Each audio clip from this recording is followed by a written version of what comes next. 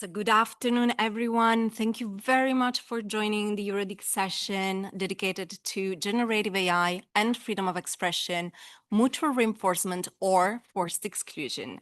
My name is Giulia Lucchese. I work at the Council of Europe at the Freedom of Expression and CDMSI division, and I will be your in-person moderator for the next hour. I immediately pass the floor to the EuroDIG Secretariat to walk us through the rules applying to this session. Thank you. Welcome, I am João. I'll be your remote moderator for the online, and I'll be reading the rules. Wait, oh no. Session rules. Please enter with your full name. To ask a question, raise hand using the Zoom function. You will be unmuted when the floor is given to you. When speaking, switch on the video, state your name and affiliation, and do not share links to the Zoom meetings, not even with your colleagues.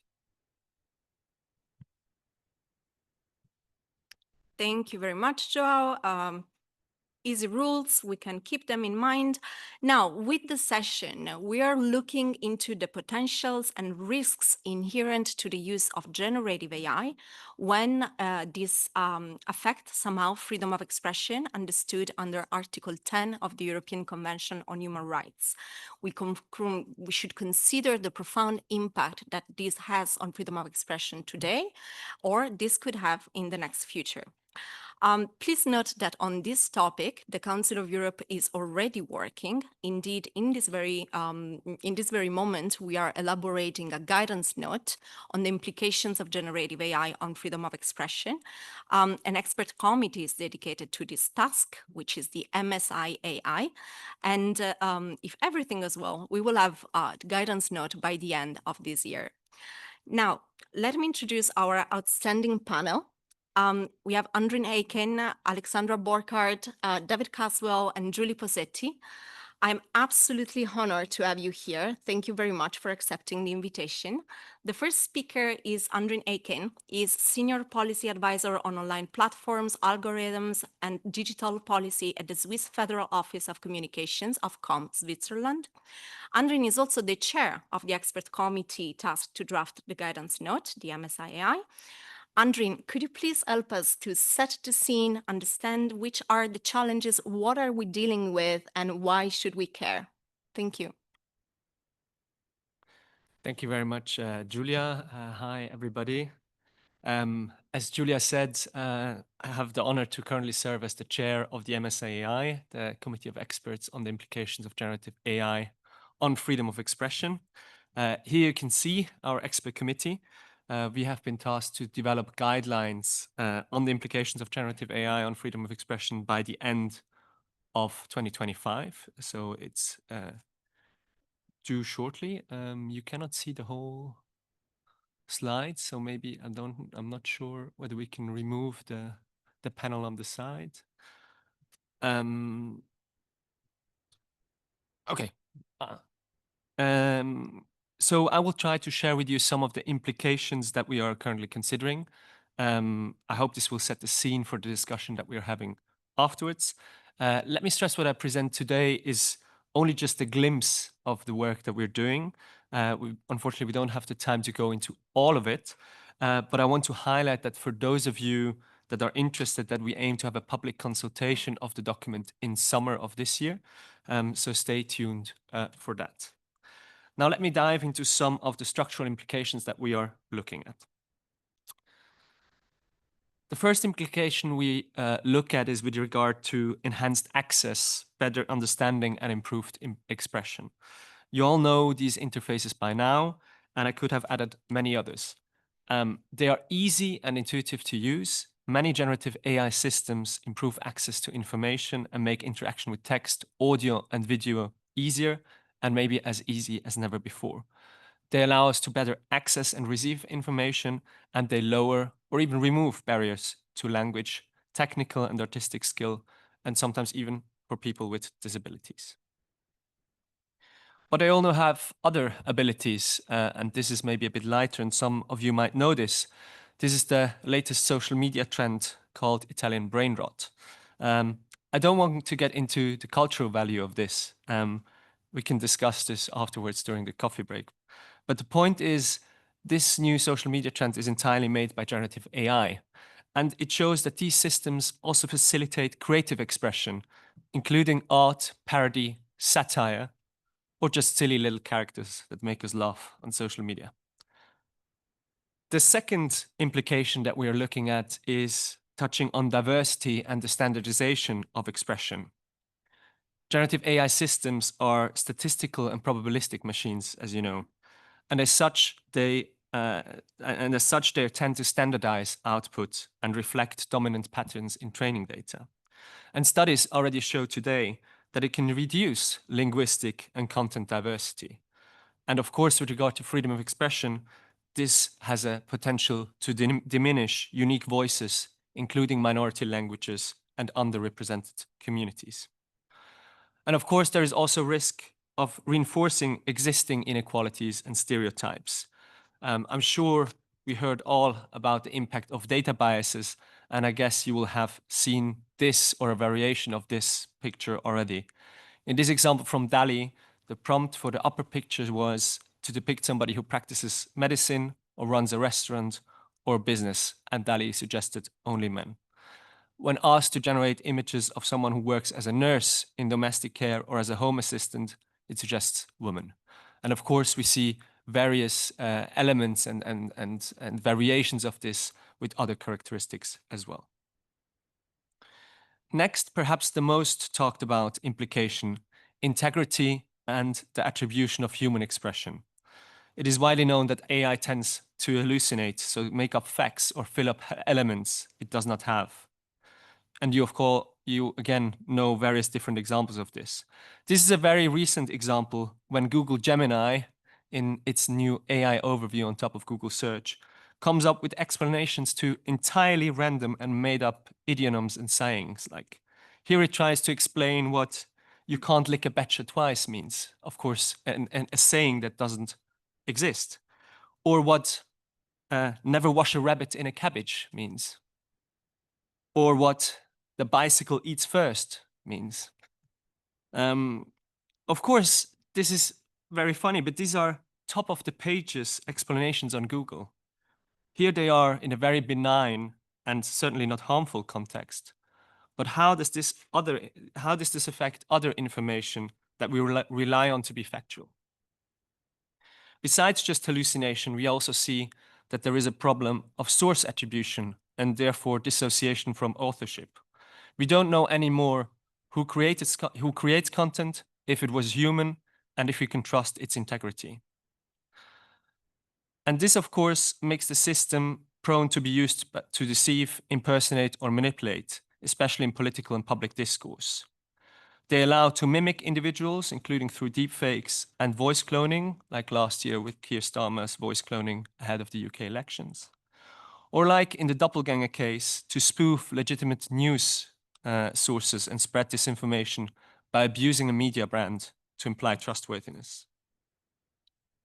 The next structural implication we're looking at is agency and opinion formation.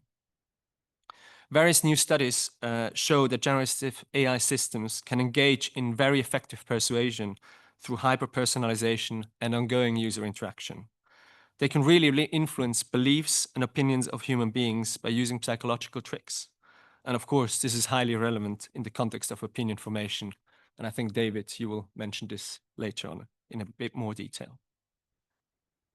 The next implication is media and information pluralism and the impact it has on, and the impact AI has on information pluralism. While AI can enhance media efficiency, it also introduces a new economic and informational gatekeeper. Here is a ChatGPT search from yesterday that I made when I asked for a summary of current news across Europe. We see a couple of relevant and interesting themes here. So for example, with regard to the selection and prioritization of content, number 3 on the list was the power outage from now already 2 weeks ago. Clearly important. Is it the most relevant that happened yesterday? Probably not. We also tend to have something that is positive. We start to have transparency and traceability. ChatGPT provides us with sources, but it's currently not clear which sources are selected, why and on what basis I see them, and whether this is just based on my news consumption or if other readers would see a similar source selection. And this is exactly the point that creates an entirely new challenge that we are dealing with, what we call in our guidance note, the audience of one. This stands for an information environment where everyone interacts with generative AI systems and powered information separately and receives hyper-personalized and unique content, which will not be received by anyone else. And this in turn potentially erodes shared public discourse, increases fragmentation, and can lead to even more polarization. Because of time, I will only say very little about the last implication, market dynamics. We know that in some areas of the generative AI market, especially when we look at the foundation layer and the models, the market tends to be highly concentrated. And of course, a highly concentrated market with single individual players that have a lot of power raise concerns about market dominance and freedom of expression. I'll stop here for the time being, and I'm sure we'll have more time to discuss these elements in more detail. Thanks.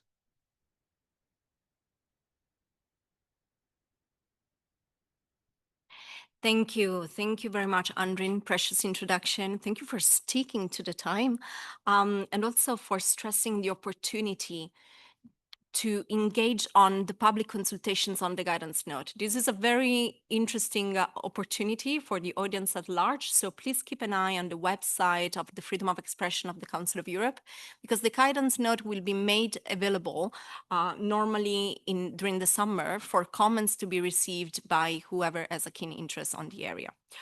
Now, the next speaker is Alexandra Borchardt.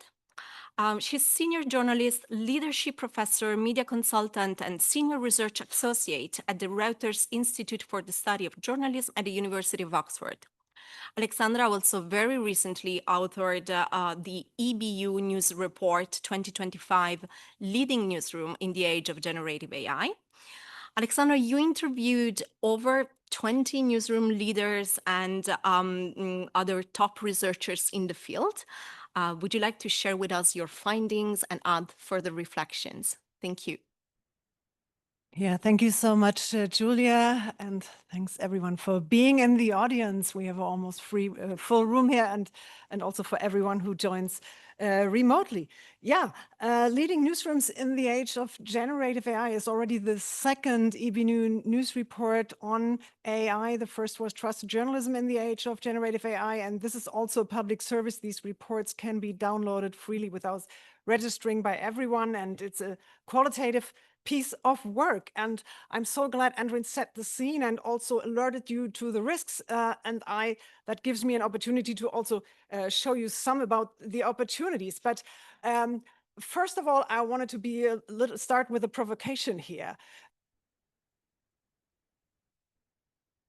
Contradict each other, if you really put it clearly. Journalism is about facts, and generative AI calculates probabilities. In fact, I was expert in the expert committee on quality journalism here, and accuracy is the very core of journalism. It's really at the core of the definition. Nevertheless, there are lots of opportunities that newsrooms see, and you might be surprised to see after the elaborations before that so many in the media industry are actually excited about AI, because it actually helps them with all kinds of things. It helps them with news gathering, for example, in data journalism, doing verification, document analysis, helping them to augment images, brainstorming for ideas. There's lots of stuff there. It helps them with news distribution, news production, transcribing, translating, helping with titling, subtitling, and particularly liquid formats. This is a key word here, switching easily among different formats or between formats, converting text to video, vice versa, audio. So everyone gets what they like, the audience of one that was just referred to. And then in the end, news distribution. You can personalize news. You can address different audiences by different needs, also by, for example, by their location and their preferences, all kinds of things that really help. And this is Ezra Eman, Director of Strategy and Innovation of the public broadcaster of the Netherlands. one of them. And he says, with generative AI, we can fulfill our public service mission better. It will enhance interactivity, accessibility, creativity. It helps us to bring more of our content to our audiences. And there are actually some examples, and there are 9 use cases in this report, and actually we had 15 in the previous report, and I just touched on 3 of them to give you a clear example. For example, some internal thing that RTS in Switzerland developed, the story angle generator. This is for like day 2 after a breaking news situation, when newsrooms might run out of steam a little bit and lack ideas what to do next. And this angle generator gives them an idea like, oh, maybe you can produce some entertaining stuff or some explanatory journalism out of this. So really helps them to be more creative with one news piece. Also, we will see a lot more chat formats, and this is from Swedish Radio. They, together with the EBU, they developed this news query thing where you can actually interact with news. And then last but not least, and I'm German and based in Munich, so you will see the regional update that Bayerischer Rundfunk developed, where you can put your postal code in and then sort of draw a line what kind of region you want your news from, and then it'll create automated podcasts for you to listen to, so you're always up to date on what's in your region. Nevertheless, when I was commissioned to do the second report, I was expecting actually that much more would have happened, but no. While the tech industry is really forging ahead at speed, the media companies are much slower. They are taking a much more intentional approach, and that for a good reason, because the trust of their audiences is at stake, and actually therefore their business models, because the major business model of journalism is audiences' trust. If you lose trust, you lose a business model. In fact, audiences are really quite tolerant about how newsrooms use AI. They find it totally okay if they use it for like brainstorming and image recognition or automating layouts like these print layouts no one wants to put effort into any longer. But they are absolutely skeptical when it comes to stuff like generating a virtual presenter or visualizing the past. This is what studies reveal. Nevertheless, these audience perceptions are strongly influenced by people's your all own experience with using AI, so they are most likely to shift their attitudes to what is acceptable and what not. And this is Jiri Kivimäki from the Finnish broadcaster Yle, and he said, we started labeling these AI summaries, and our users actually said, hey, come on, guys. We don't care what you use it for. Just do your jobs. Do your job. We trust you that you do the right thing. So they got really angry, he said, which is really interesting. And I will confront you with 3 big questions that the report actually revealed and that can be discussed and that newsrooms will discuss and the media industry will discuss. The first big question is about accuracy. I already mentioned that, the accuracy problem, how to solve it. And there was BBC research that came out in March this year that actually showed when AI assistants took news content and served people with news from that, there was actually an accuracy problem in every second piece of news. And that is a problem the media has to face, because accuracy is at the very definition of German journalism. And Peter Archer, the director generative AI at the BBC, says we need a constructive conversation in the industry. The tech industry and the media industry need to team up, and we need to be part of this, because also the tech companies can only be interested in having that problem solved. Big question number 2, and I'm particularly fond of that. Will AI make people creative, or will it make us lazy? And my response to that would be, well, if we want to be creative, or if people want to be creative, AI can make people more creative. But if you just want to offload work, just press a button, not think about something, it can also make you lazy. And this is Professor Patty Mess from MIT Media Labs, and I really appreciate her input to this report. And she said, actually, this is not a given. We can actually tease people a little bit so that they are creative. It is possible to build AI systems that challenge the user a little bit, and we don't have to simplify everything for everybody. And I find that quite important. And the third big question is, will there be money in it? And that's a big question for newsrooms. Will there business models survive because the visibility of journalism is threatened, and we will learn more about that. And also the huge dependence on these tech companies. And Professor Charlie Beckett, he's the director of the Journalism AI program at London School of Economics. He said, yeah, but if you are entirely reliant on AI, what happens if, you know, they put up the price fivefold, the tech companies, or suddenly change what the stuff can do? So we are in the hands of tech companies, and it is really important to be aware of these dependencies. And the big question really then is, and I just mentioned it, how to keep journalism visible. Because as content has become a commodity and is being produced at scale, it will be so much more important than ever to invest in the journalism and in direct human connections with audiences to really establish the legitimacy of journalism in this age of content abundance. And there's Laura Ellis, also from the BBC, who said something that I found very smart. If we just automate everything, because it's so easy to automate, will we then lose connections to our audiences even further? Will we still have someone in our newsrooms who speaks with that voice of the audience? So that is really something that we should consider. So to finish up with this, what do news organizations need to do? And I'm not going into what regulators need to do, but just plainly news organizations. Mostly investing in quality journalism is key, really, to secure their survival and maintain their legitimacy as the providers of trusted news and information. Building direct audience connections, really knowing who they serve and actually getting those email addresses and connections so that you can actually reach to your audiences, because the platforms will be otherwise determining and controlling all your access to audiences. Then also making things easy in the newsroom so that actually people in the newsroom adopt these AI tools and use the right tools to begin with, but don't make it too easy. Really don't let people stop thinking about it. And then the human qualities of it all. Be accessible, approachable, and accountable, and be human. This will be decisive, a decisive quality for news organizations. And let me conclude with a quote by Anne Lagercrantz, who's the Director General of Swedish television. And she says very clearly, journalism has to move up in the value chain. In other words, journalism has to get a lot better, because the copy and paste journalism that we're still confronted with these days, it doesn't serve us well any longer. And she said also something very important.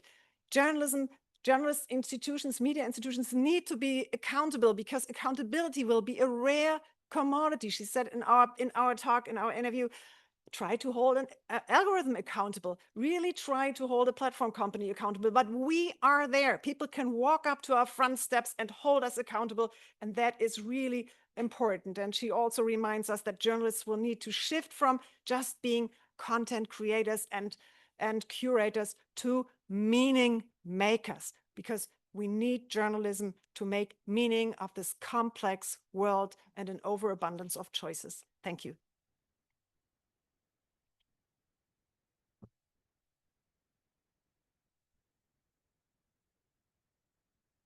Thank you. Thank you very much, Alexandra. This was very insightful. Notwithstanding the clear contradiction, I was at least pleased to learn about the opportunities for news outlets, but also the creative use made of generative AI. Thank you also for stressing the concepts of accuracy, trust, but also accountability.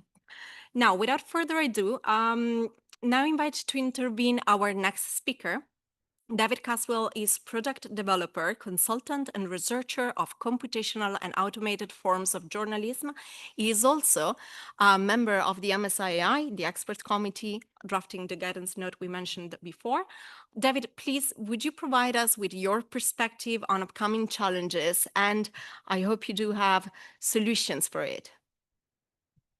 Yeah, solutions. That's the big question. I'll just go through the where I see kind of the state of the future, I guess, and then maybe a couple of solutions or prospective solutions at the end. So what I'm going to do in this 7 minutes is to just try to persuade you as to why you should take the more exotic forms of AI that you kind of hear talked about, AGI, superintelligence, seriously, and then kind of connect that with some of the risks and maybe a few opportunities in journalism and in expression, human expression, and information more broadly. And so to take these forms of AI seriously, one reason to do that is to look at the trend lines from the last half decade. And on every trend line you can look at, the benchmarks, the scaling laws, the reasoning abilities, essentially we have maxed out the benchmarks. We've got to 100% and can't go any further. There's a real problem right now in AI about how to measure how smart these things are because the benchmarks are saturated. And things are just getting started. We've got literally more than $1 trillion in soft commitments for AI infrastructure that have been announced in the last year or 18 months. And some of that is not going to happen and all the rest of it. But it's a vast, vast amount of money, right? It's money on the scale of the moonshot that the US did in the 60s. And that the effects of that investment haven't begun to show up yet. So another reason we should take AI seriously is because the experts are taking it seriously. So Sam Altman at OpenAI does not think he's going to be smarter than GPT-5. Dario Amodei, the CEO of Anthropic, another big model maker, he likens what's coming to a country of geniuses in a data center. So say a country of 5 million people, each of them an Albert Einstein in a data center in San Antonio, Texas. That's the kind of thing to imagine here. And you see this again and again and again. These people do have biases, but only in the same way that climate scientists have biases and vaccine experts have biases. We listen to those experts, and we maybe should listen to these experts a little bit too. Maybe not completely, but a little bit. We do have independent studies of this by very, very qualified and principled people. There's one I highly recommend, the AI 2027 report. But the interesting thing, both in the experts and in these independent analyses, is that even the critics of this concept of AGI and superintelligence, even they accept that dramatic things are going to happen. So even the critics, even the people who are downplaying what's going on, are still painting a pretty dramatic picture. Another reason is that we should take AI seriously is because of consumer adoption. So if we look at the use of AI, this is from work that was done by the US Federal Reserve back in September. At the moment, for example, in the US working population, about a quarter of the US working population uses generative AI at work once a week or more.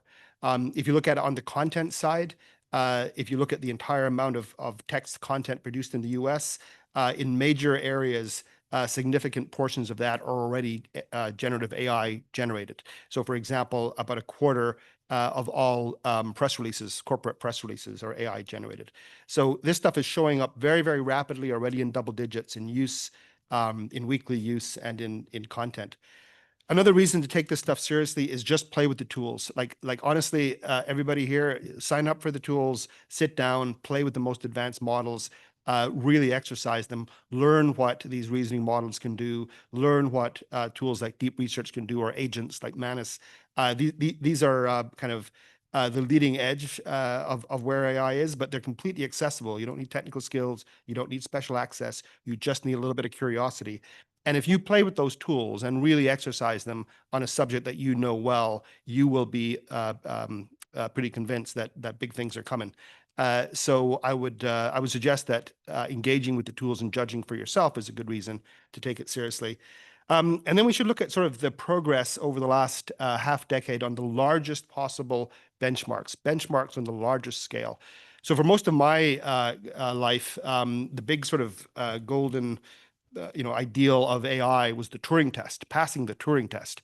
Well, we passed that in about 2019, and we didn't even notice it. So that's gone. The next sort of milestone, large benchmark here, is AI that's as smart as the sort of the regular, average, median, modal human in a vast array of tasks, the most digitally accessible tasks. That's kind of gone. If you've played with these tools at all recently, you'll see that they can draw better, they can write better, they can reason probably better. They can do most things better than the average or median human. Another possible benchmark is AI that's as smart as the smartest individual human in any digital domain. And this is what is my personal definition of AGI. It's what a lot of people think of as AGI.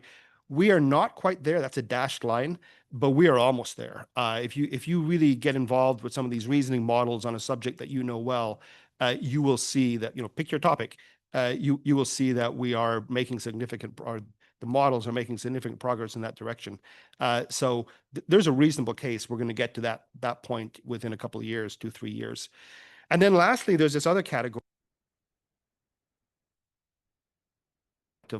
Human beings are smart, not just because we're individually smart. We're smart because as a society of 8 billion people, we can do amazing things. And this idea that we could have models or machines that are smarter than all of us collectively, sometimes called superintelligence, that's taken very, very seriously by some very serious people in this world, not just people at the model companies, but startups, investors, governments, and so on. A little further out, but pretty significant. So there are risks, obviously, with all of this. One risk, and this was something that was spoken about earlier, is this risk, the significant risk of the bifurcation of societies into super empowered and disempowered people. So if you look at all the possibilities in media that generative AI can bring, for some people, it is like having your own personal newsroom. It's like having your own army of academics and researchers and analysts. It's like having your own personal central intelligence agency. It super empowers what you can do. For others, it's an escape. It's a distraction. It's a way out of reality. It's a way to avoid kind of dealing with things you need to deal with. And the thing here is that these are feedback loops. The more empowered you are, the more empowered you become, and the more distracted and confused and escape focused you are, the more it goes that way. And so you end up with some parts of society having a dramatic gain in the agency that they have, and some losing agency. So that's a risk. That's a very real risk. That's already happening in some degree. Here's another risk. News as a complex system. So here's a kind of a series of events in a newsroom, say your average newsroom. Step one, AI shows up. You say, right, we can use this to make our jobs as journalists easier. That's great. So you say, well, we can actually use it to do whole jobs that we don't want to do. These are jobs that we don't like or that we have trouble filling. We'll just get AI to do those jobs. Well, that's all right. Then you're in this situation where you have AI and it's doing most jobs. So you can go home. You can have a 3-day week, or you can come in at 11 and go home at 3 because the AI is doing most of the jobs. And that sounds kind of nice, right? And then you get to this point where, like, what exactly is the AI doing? I haven't, been checking in for a few weeks, and what is it doing? And then you're at this point where you don't know where your information is coming from. The whole ecosystem works as it works now. Your phone has got alerts, and you've got news on news page, on web pages, and you're talking to ChatGPT about news and all the rest of it, but you don't know where that's coming from. The situation is that it's got so complex that it's a complex system. And this idea of big chunks of our society being a complex system, our financial system went that way. Very few people understand how the financial system works, even though we all depend on it. And there are many researchers right now who study the financial system as a complex system. Here's another reason to take AI seriously in terms of risk, which is this idea of persuasion machines. And we got a little early glimpse of that recently by this study from a team at the University of Zurich. And what they basically did was they put a set of AI agents on a Reddit, on a subreddit called Change My View. And Change My View is a subreddit where you kind of put a point of view, and then if somebody changes your mind, you award them with a little bonus point. And so they were able to use that setup to do this very, very high scale test. And there were ethical issues around the study, so it's kind of a little obscured.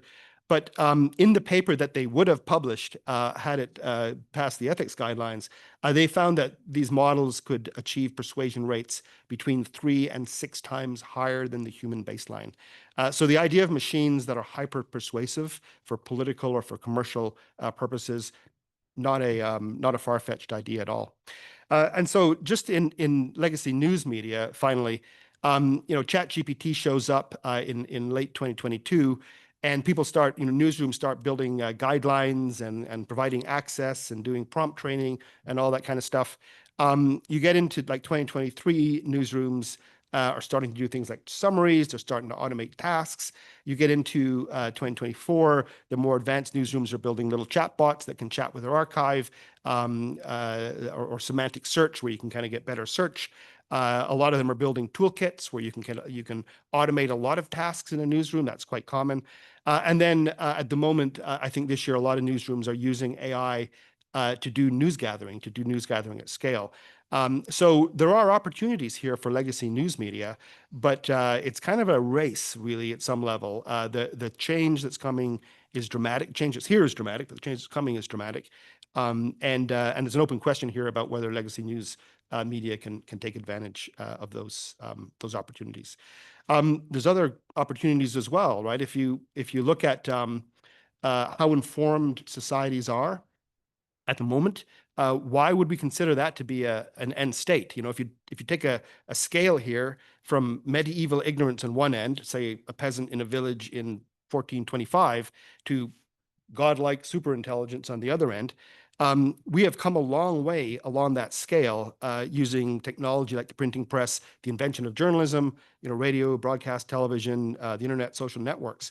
What might we be able to do as in terms of informing society once we diffuse all of these AI tools we have at the moment into our ecosystem? What would we do with AGI? What might we do with super intelligence? So there really are opportunities here to dramatically increase the level of awareness that people have about their environment. I'll just leave it there.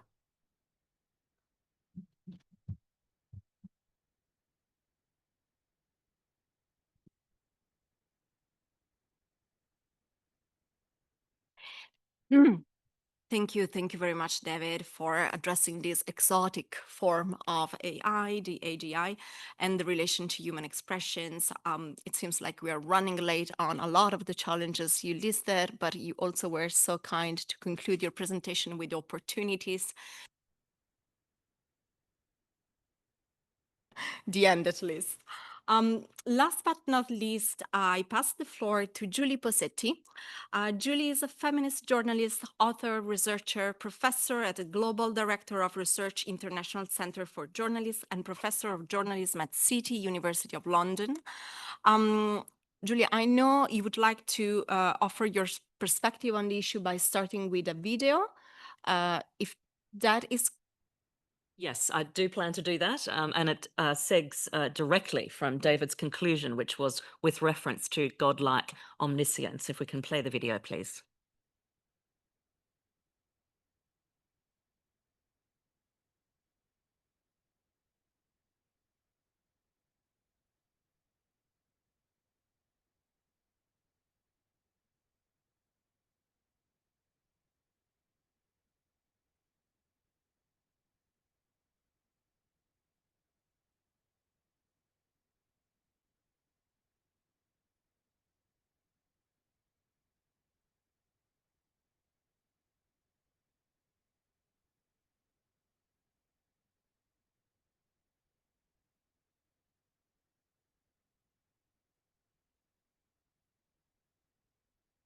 Turn microphone on, dear.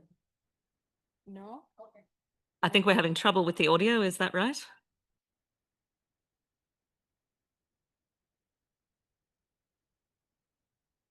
Kind of feel it a little bit, but you can't see it or touch it. And then imagine you have a bunch of men who also want to live forever. If you think about AI and you think about God, It's now at the beginning. what is God? God is this thing that is all-knowing, it's all-seeing, it's all-powerful, it transcends time, it's immortal. If you talk to a lot of these guys, the very senior ones who are building the GI, artificial general intelligence, creating something that has all human knowledge put into it, that surpasses any single human in its understanding of the world and the universe, and that is everywhere, connected to every device in every city, in every home, that's watching you and thinking about you. And if we turn it on and let it start to influence society, that it's very subtly making decisions about you, where you can kind of feel it a little bit, but you can't see it or touch it. And then imagine you have a bunch of men who also want to live forever, defeat death, become immortal. And in order to do that, they have to find a way to connect themselves to this creation. These men see themselves as prophets. Brian Johnson, the guy that we had dinner with, literally said, and this is in the podcast, we've got it wrong. God didn't create us. We're going to create God, and then we're going to merge with him. And all the weird things that these guys say and do, if you start to understand that there's aspects of this that are like a cult, a fundamentalist cult, or a new religious movement, a lot of their actions start to make a lot more sense. And if you actually start to interpret these statements not as just some passing flippant comment, but that there's a pattern to it, I think that we're dealing with a cult in Silicon Valley. Okay, apologies for the issues with the sound and the video sync. That was a clip from a panel discussion at the International Center for Journalists, the International Journalism Festival in Perugia last month. For those of you who have forgotten, Christopher Wiley is not just a commentator on AI. He was, in fact, the Cambridge Analytica whistleblower. He is the one who revealed the data scandal that saw millions of Facebook users' data breached and compromised. And you'll remember that the Cambridge Analytica scandal involved an early kind of iteration of AI tools that were designed to micro-target with macro influencing in the context of political campaigns.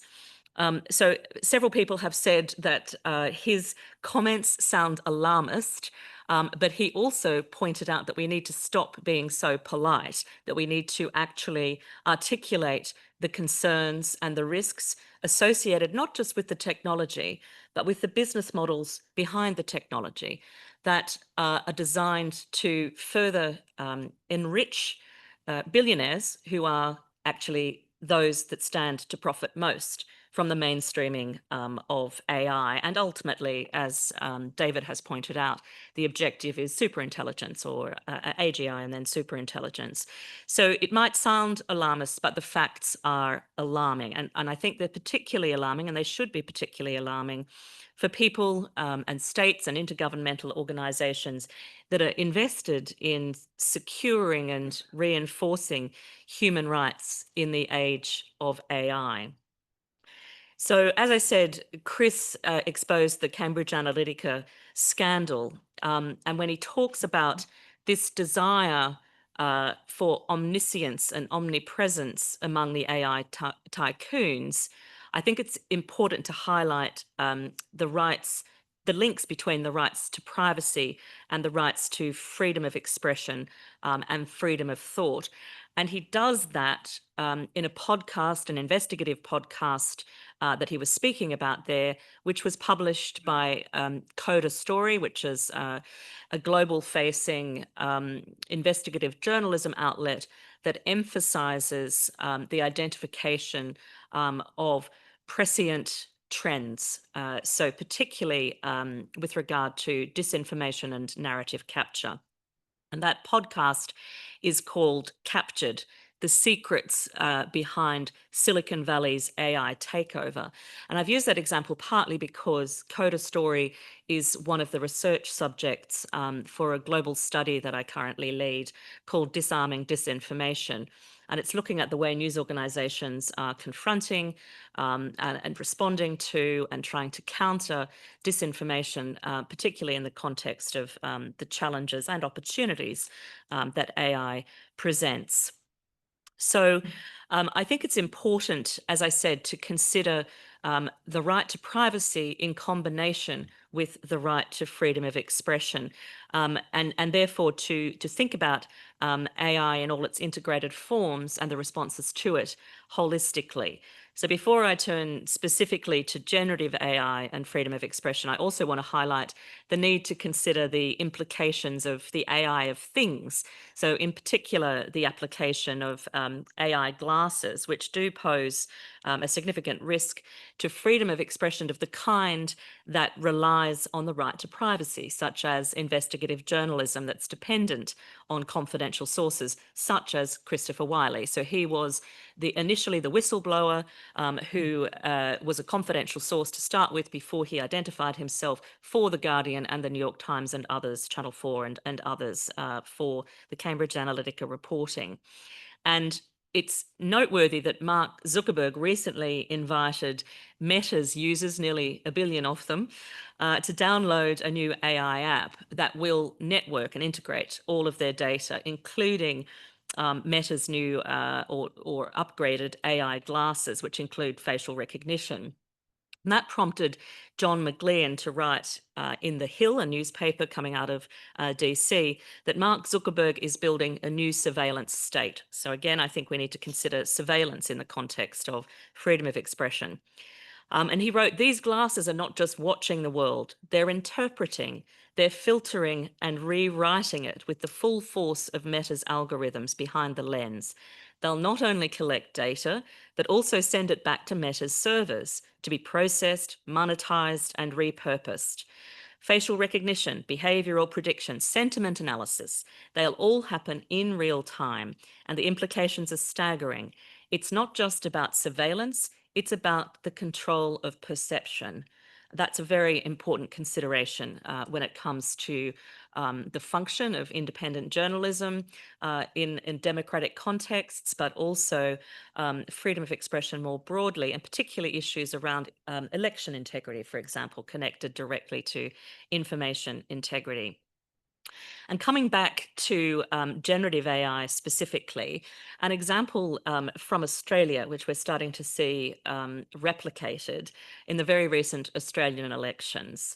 So the ABC's, Australian Broadcasting Corporation's chief technology reporter, working with the fact-checking team and in some ways using AI technologies to analyze large data sets through natural language processing, for example, identified the function of Russian disinformation in attempting to pollute chats. So as a way of polluting information, she referred to it as working the same way as food poisoning works. So inserting disinformation into large language models by flooding the zone with literally fake news. So these artificial news websites. One that they identified was called Pravda Australia, and it's an iterative title. It is largely derived from Telegram chats full of Russian disinformation, and that disinformation is being surfaced in the context of queries in the major chatbots that are being used. So this is something that I think needs to be really carefully considered with regard to accuracy and verification, which are real challenges with regard to Chat GPT or any other tool that you're using to query large language models. And the second point that I want to make is around the ability, therefore, to influence the outputs with not just disinformation of a foreign state actor's political persuasion, but also hate speech and general disinformation connected to health, for example. If the objective is to radicalize certain citizens or societies as a whole and to roll back rights, then this is another weapon that the agents for such pursuits have available to them. And we heard an example yesterday from Naima Lugangira, who's the chair of the African Parliamentary Network on Internet Governance, of her experience of seeing generative AI used on X, so Grok on X, to generate deep fakes, effectively.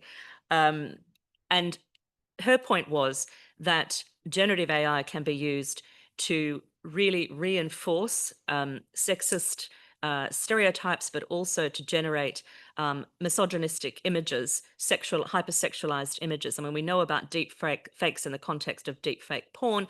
We're seeing this used against journalists. We're seeing this used against political actors, as that example showed. So I think that we need to be aware, if we're to look at opportunities, at the tactics of those actors. They tend to be networked, they're very creative, and they're transnational, they're cross-border. So the challenge for us, those of us trying to reinforce human rights, the rule of law, and democracy, is to act in similarly networked and creative ways. And I'll leave it there.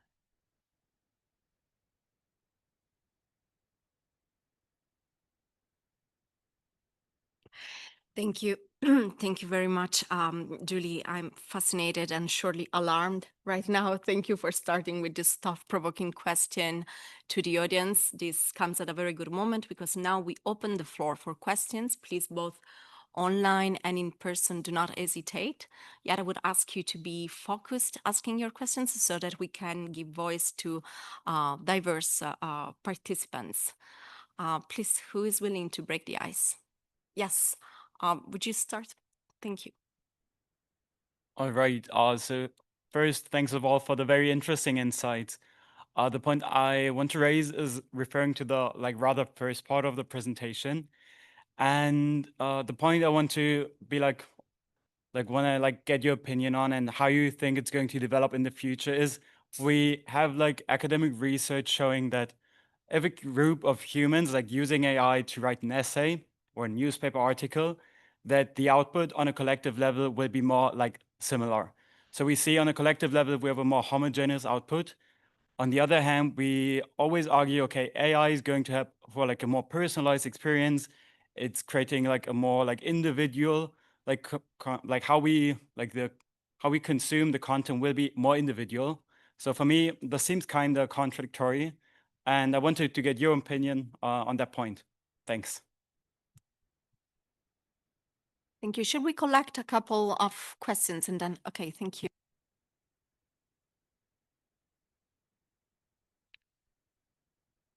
First of all, thank you very much for all the interventions. They were very inspiring and interesting. I would have just a quick and simple question. We are still witnessing that in many fields, AI does not make key decisions in relation to the production of content. Will we be able to someday witness an AI maybe applied to press activity or related? Tell us someday that we won't get access to a certain piece of information or news because of a decision that was made by AI, and it was an exclusive decision of the system. Thank you very much. Thank you. Yes, please. Thank you to all the speakers. I have a question regarding something that was touched upon, I believe, in the first presentation, the fact that the use or the dependency on AI systems also makes journalism and, in general, information dependent on the prices that are set by these corporations. And I was wondering how you see the quality of information diminishing in relation to the possibility of more paywalls being introduced. And so access to accurate and verified information also becoming a socioeconomic issue. Thank you.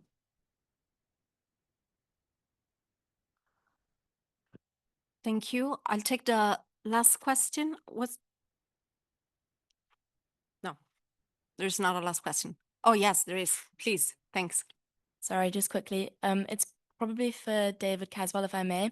You outlined there's two clear distinctions of where you see society going, and I've thought about this before, this idea that you have massive polarization. If there are individuals who just get distracted by social media, sucked into maybe the algorithm and seeing more simpler things, not engaging with intellectual actions of curiosity or writing.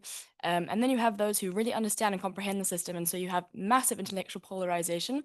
But could you not also argue that there's a third category of people who just say, I don't necessarily want to know, like in the financial system, it's different, right? Because you have to be in the system of finance. But couldn't you say there's a third group who just says, I don't want to be in the system? So it's not being sucked in, being made to not like brainwashed, but almost, but just completely escaping and getting out of maybe the matrix in this way. So do you think that it's possible to escape the system, or do you think like the financial institutions, we will necessarily as a society be completely dependent and be in these only two distinct categories? Thank you.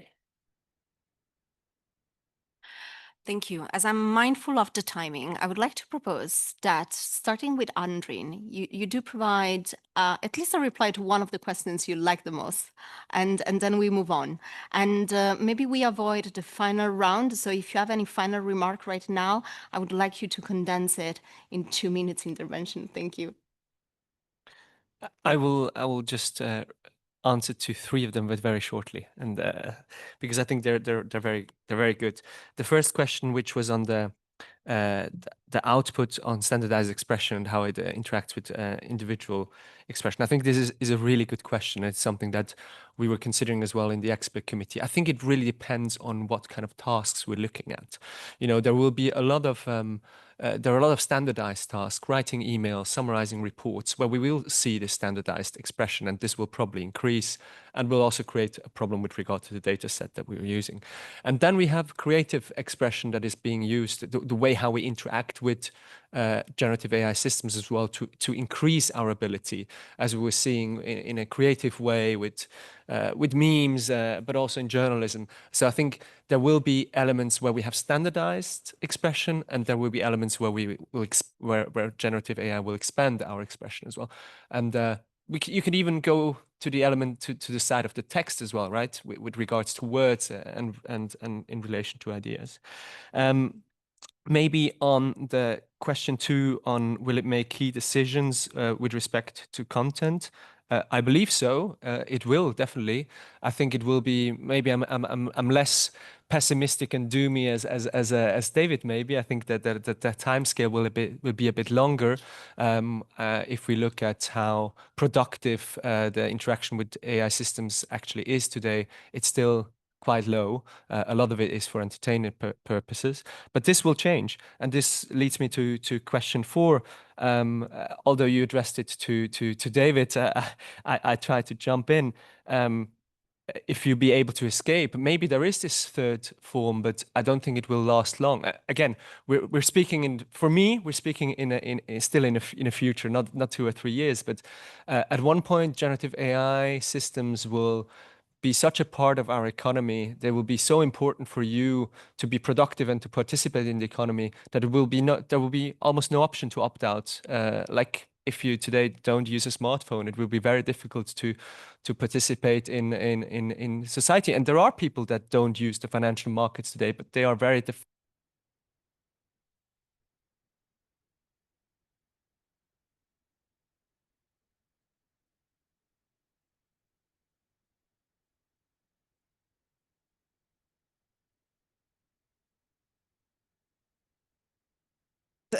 Is it a contradiction? Will it make people more creative, reflective on things? Well, this really also depends on the systems design and also, of course, what you want to do with it. And that is the socioeconomic differentiation that might happen, as has already happened with social media. I mean, with social media, it's also the case that if you want to get really a lot of information, particularly, for example, take the pandemic. I mean, you could directly interact with scientists and whatever to find out everything. But if you didn't have the first idea of knowledge, if you didn't have the access, if you didn't know which scientists were really good at this, maybe you didn't get any information, or you got information from the basic information from public service media. So it really depends on what people are going to do, but it also depends on the system's design. And what the Professor Patty Mays said was you can really challenge people a little bit just by asking like one more question,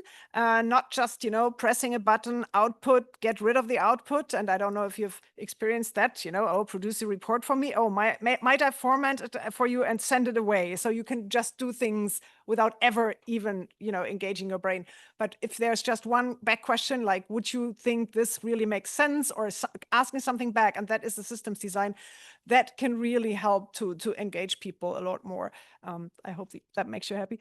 Then I guess I'm the person with the paywall question, because I spent almost 30 years in the media industry and I'm really worried about business models. I think the paywall problem we have, we have that now already. We've had that for some time, that there's quality media, and to survive, that they really try to engage, that there's set paywalls to make people pay for news, which makes a lot of sense. I mean, you can't really go to the bakery and help yourself. You just need to pay. So the idea of many news organizations is, this is quality information. If it's worth something to you, then you pay. In fact, AI will undermine paywalls, can undermine paywalls, and actually can give you the output. So the paywall, no idea if this is going to be the thing of the future. If you see generative search emerging and you ask just questions on AI, you will get responses, and sometimes there are responses, stuff that is actually behind paywalls. So news organizations will need to do a lot more to engage people, to show them that they can create real value in their lives, and to really make them pay. And public service media will probably also become a lot more important in that context, and necessary. So the future of the business model is really something that worries me. And then the third one was about what I would like to comment on. Will these systems make decisions? And yet, of course, with agentic AI emerging, obviously agentic AI means that you optimize for some, or you set some goal, and then these agents really sort of independently, that's why they're called agents, make decisions on your behalf. But what these agents probably won't do is, for example, doing investigative research, because there's no incentive that they have to do so. So it's probably it's most likely this is what journalism really needs to intensify its efforts, becoming more investigative, holding power to account, and really going for these things that AI won't do. But we might be surprised what AI will do in the future. So I don't really think I can give you the final answers here, but David might. He's the super expert here. Sorry, I first want to just clarify that I did not intend to be pessimistic and gloomy. I had been going for excited and optimistic, but obviously failed. I'll just quickly go through just my brief responses to some of the questions. I think that question about the balance between the narrowing of the distribution of expression on the one hand versus all of these opportunities to be more expressive, to be articulate, to be creative, to be artistic, on the other hand, that's a very real question, and the honest answer is don't know. But I think what it does is it brings up very clearly the fact that this is a dynamical system, and that there's going to be certain things that change, that move freedom of expression, or the the makeup of the information ecosystem, or our relationship with information, that move those things in certain directions. And there's going to be other factors that come from this that move it in other directions. And so I think that's this sort of uncertainty that we're in right now, is that we're going to have all of these things kind of changing at once, and what the net of that ends up being, we don't really know. In terms of AI making decisions, that happened long ago. If you get your news from social media, from Facebook, from Google News, AI is figuring out what you're going to see. It's already happening inside news organizations with generative AI, in terms of story selection, angles, and all the rest of it. And even in terms of agents, there was an interesting little thing about 2 months ago. There's a company in the UK called NewsQuest. They hired their first, what was the title for their newsroom? It was AI Agent Orchestrator. So they hired a journalist whose job it was to manage, or is, to manage a team of agents to make journalistic decisions and do journalistic things. So I think we have passed that milestone. AI is already making fairly profound editorial decisions, not broadly, and I think a lot of newsrooms that are maybe touching on the edge of this don't want to talk about it, but I think the trend is pretty clear there. On the cost thing, I'm not sure if I got the question right, but I think this might have been reacting to that slide with Charlie Beckett's quote around the what happens if the model companies increase the cost of these models by 5 times. I'm not sure that's going to happen. I think one of the surprises of the last year or two is that these models might be much more like electricity. They might be much more like a utility than some kind of special thing like a social network. Social networks, because of network effects, had this one size or one take all kind of dynamic. And these models might not have that. It might be that anybody can build one of these and get to some level of intelligence, just like you build a power station and generate electricity. It's expensive, but anyone can do it. So I'm not that worried about the cost, underlying cost thing on this. The bifurcation one, that was a very good question.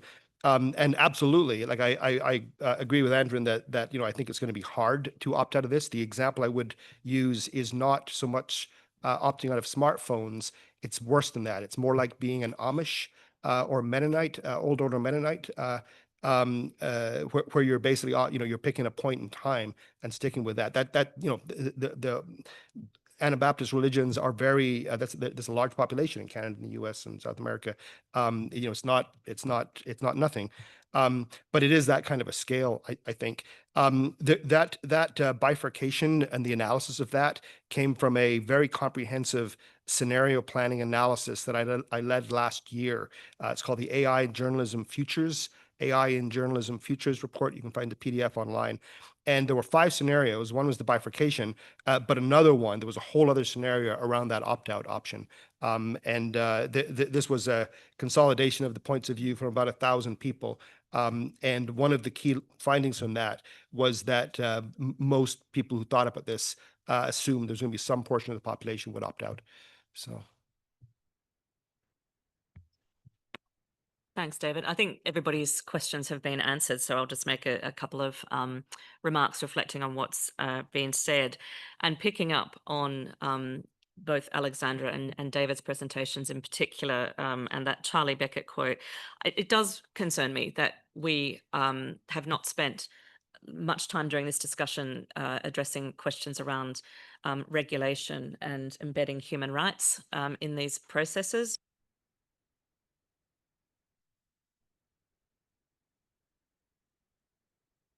Who has written a lot about the future of journalism and technology-led approaches to journalistic activity, which during Web 2.0 led to what I termed platform capture, that we haven't necessarily learned the lessons from that period where news organizations and individual journalists became trapped within the platform walls. I realize this is different technology, but we failed to be appropriately critical, I think, and we failed to necessarily look at the risks in a way that enabled protections for business models, that allowed and ensured a sort of editorially led approach to engaging with technology.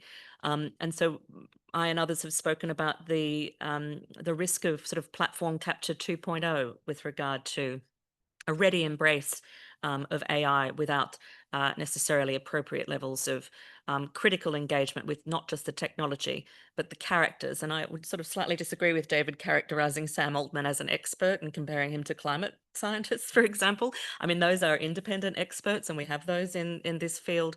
But I think we need to separate out expert perspectives from those who stand to massively profit from the technology that they're promulgating. And I think it's important to highlight that. And I didn't speak enough about the gender implications or the implications for diversity more broadly. But again, I think we need to reinforce, particularly in the current geopolitical climate where diversity is verboten in some contexts and has been weaponized, then I think we need to reinforce the humanity here in these discussions. And that does go to Alexandra's point, which I've heard multiple times from journalists internationally trying to figure out what is the unique selling proposition or the unique offering of professional independent journalism or producers of public interest information more broadly. And that is sense-making, meaning-making, interpretation. And sometimes that does actually involve considered prediction, based on facts, which helps societies prepare for risks. So I think that's where I will leave it, apart from to quote from a Kenyan woman politician who spoke yesterday, who said that we need AI governance that protects not just data, but dignity. And so I think that's a good place to end it. Thank you. Thank you very much, Julie. Thank you to all our panelists. I will give the floor to Desara Dushi, IGF EuroDIG Secretariat, my apologies, for the conclusions to be agreed by the participants. Hello, everyone. I'm going to share the screen with the messages that I tried to draft during the workshop, and I'm going to read them one by one. So I'm from the EuroDIG program committee, and we need to draft 3 messages for each workshop. The first message that I tried to identify is that generative AI has the potential to diminish unique voices, including minority languages. It poses integrity issues, problems with identifying whether content is created by humans or technology. It also has the power of persuasion, including via disinformation that it enables and influences market dynamics. The second message is journalism and generative AI contradict each other. The former is about facts, the latter generates content irrelevant of facts. There is a risk of standardized expressions as well. However, generative AI offers also opportunities for journalism, helping to bring more content to the audiences. Questions, though, still remain, such as accuracy, impact on humans, which is related to the creativity and laziness, and funding and the reliance on content. The risk of using AI in journalism is losing control over news production and quality, which might impact also the future of the business model. One of the main issues will be keeping journalism visible and keeping the connection with the audience. And the last message would be we should take AI seriously, be aware of what it can and cannot do, and the rapid development impact in the near future, creating a lot of uncertainty in terms of dynamics and impact on freedom of expression. There is a risk of omnipresence as well. AI, including generative AI, has implications not only on freedom of expression, but also on privacy, such as by surveillance in terms of freedom of expression, which leads to control of perception. We need to act on a networked and collective level. Now, I would ask everyone if there are any major objections against these messages, which means that you do not need to worry about the formatting, the language and editing and so on, because the organizing team will take care afterwards. But do you see any major objections regarding what was said during the session?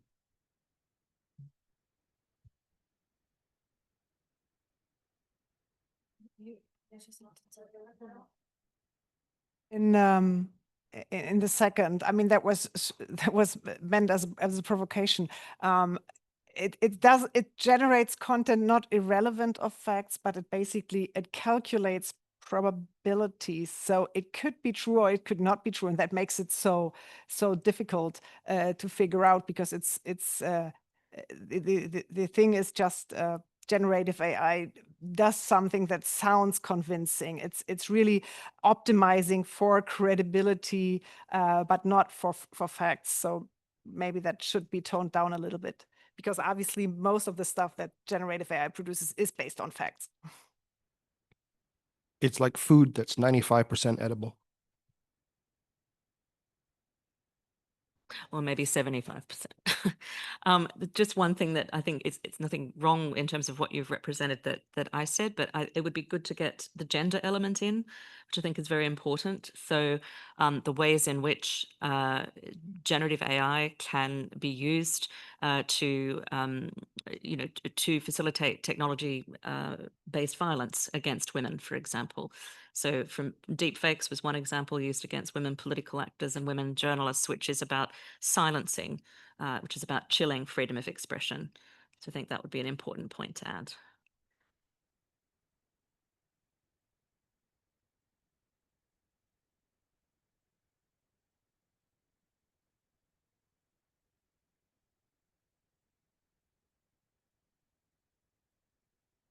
Muriel, please, so happy you're here joining the discussion. Another member of the MSI-AI, please take the floor.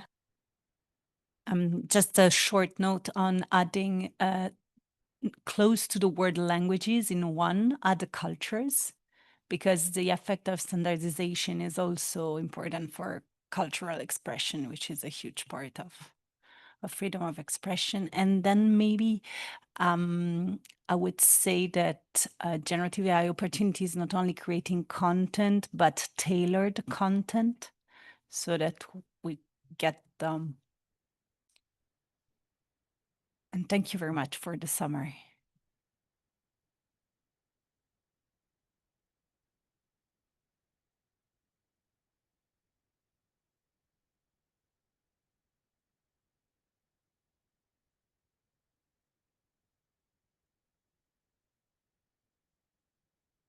Okay, if there are no other comments, we can close it.